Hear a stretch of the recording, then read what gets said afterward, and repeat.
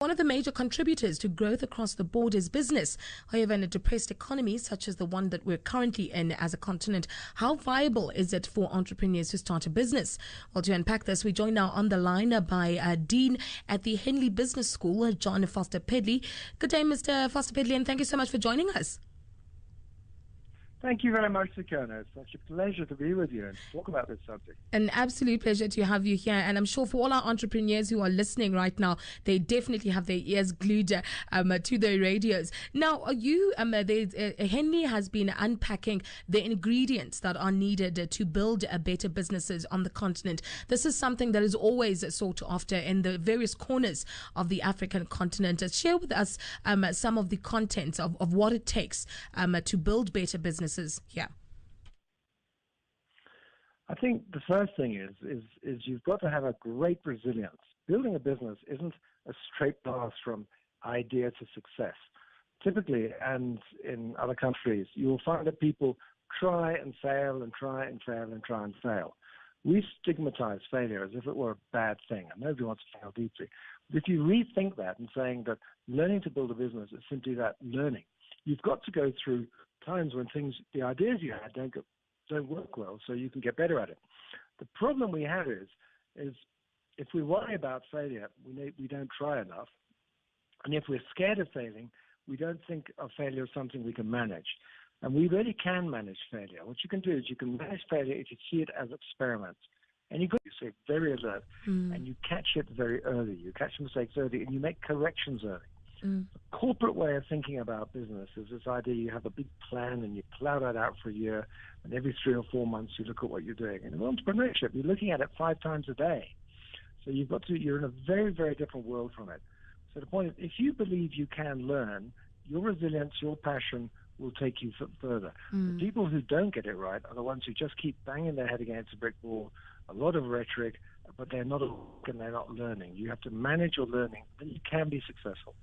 Now, it's no secret that the world, Jon, is really changing quite rapidly. And with the advent of technology, one really has to stay in the loop in terms of all the trends that are coming into play, the new business models and so on and so forth. Where does the Henley Business School then come in for one who really is already venturing in the business world and wants to make that significant advancement? Yeah, we are living in a time of enormous technological change, and it seems bewildering to us. But when you look back in history, there have been other times when people have been bewildered. The printing press, the book, this. Whatever is happening now is overwhelming for us. But the reality is that the fundamentals don't change much. The business isn't about being technological and thinking technology will be the silver bullet that will make you successful.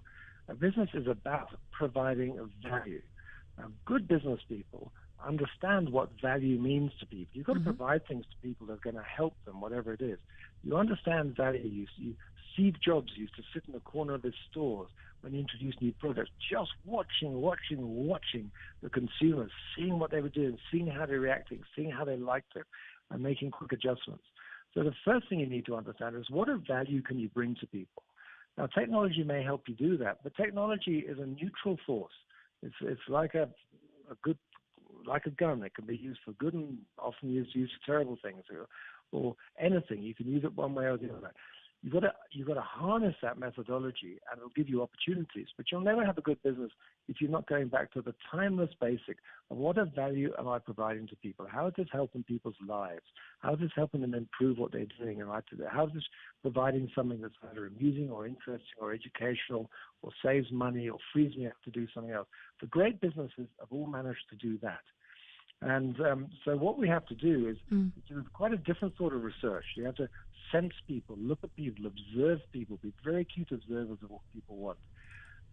Sometimes, and then you've got to understand technology very well. Yeah. And you will find that you will find the opportunities based on where the gap is, where this technology can put you together.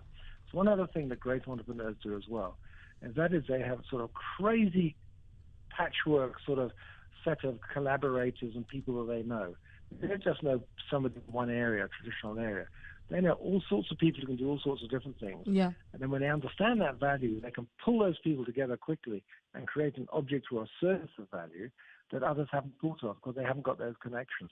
But that's another part of being an entrepreneur, the ability to harness a crazy network of untraditional collaborators and services, which you put together to create something nobody else has done. Now, also, in addition to all the things that you've already mentioned, of course, one constantly needs to educate themselves in terms of what's happening and the changes that are taking place. Now, Henley is just one of those places that people who do have an interest, in the business sector, go into, and they go to Henley and come out tops. Mostly, we've seen some people come out from the Henley Business School doing amazing things. Tell us a little bit about the school for those people who are none the wiser and who may be interested in taking up some of those programs that you have. Sure. I think we've been about the fastest growing business school in Africa over the last 6 years. We've grown 700%, where our MBA has tripled in size, and we have an international MBA, so you get an international qualification. And we're accredited in South Africa, and we also triple accredited internationally. We're the oldest business school in Europe. We're around the world. So it really is a high-value pedigree business school. And we provide our MBAs and our postgrad diplomas and our other qualifications to people at an international standard. And people really like that. And we've been in Africa for a long time, and we actually highly engaged in our context in developing Africa. We have a mission statement. We build the people, we build the businesses that build Africa. And everything we do is not about giving somebody some sort of stimulate their ego. We're trying to create people who've got the activism and the intelligence and the education to start going out into the market and building better businesses, using money better, inventing better, gathering people together around things, motivating people, finding a purpose, and building these organizations that will build Africa. So we're very, very fortunate that we've had excellent lecturers, but wonderful clients. We've got about 50 executive education companies, major clients in South Africa, we call ourselves a design agency for learning. So we're highly innovative, we design, and we deeply care about the results that need to come through. So we want people to come out and be successful. We hate it when people fail, and we can't change the standard. They're a top international standard. We do everything we can to get people through that. And we've found that the talent in South Africa is extraordinary. In fact, there are more MBA students in Henley in South Africa now than in the Henley network, including the UK, for the rest of the world put together. It just shows what a great demand and what talent there is. And those people are doing as well, if not better, than those international students who are marked by the same people offshore. So we've got talent, and we want to build that future.